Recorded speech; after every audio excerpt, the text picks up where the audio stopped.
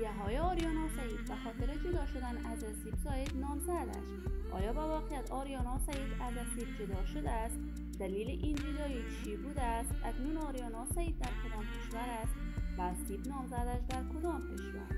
دلیل نشر پست‌های جگرخونی در صفحه اینستاگرام آریانا سعید چی بوده است؟ من در این ویدیو پیرامون حقایق همین ماجرا خواهم پرداخت. پس در ادامه با کانال دنیا اینفو باشید.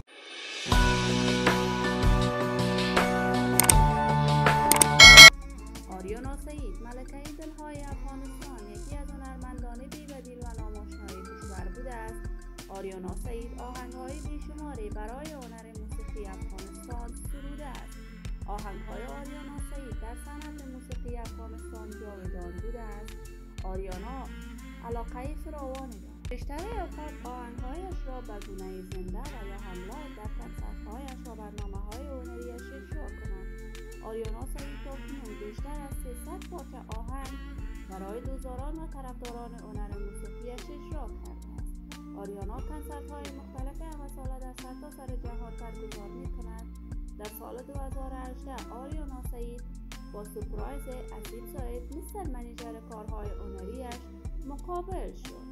آریانا سعید پیشنهاد نامزدی اسیب را پذیرفت. این همه در حالی بود که اسیب ازدواج کرده بود و همسر اولش 2 فرزند هم داشت.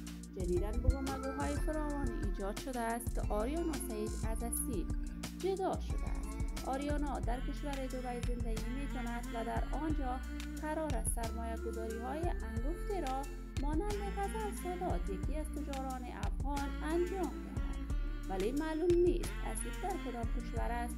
آیا با واقعیت آریانا سعید از اسیب نامزدش جدا شده است یا خیر؟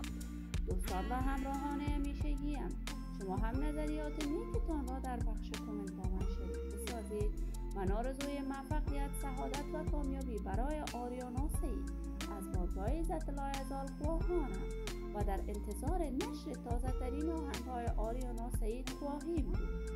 اگر تا هنوز عضو کانال دنیا اینفو نشدید، پس برای عضویت با این کانال علامت سابسکرایب را بزنید. صحت و سلامتی برای هر یک از شما خوبان از باشگاه عزت لایزال خواهانم.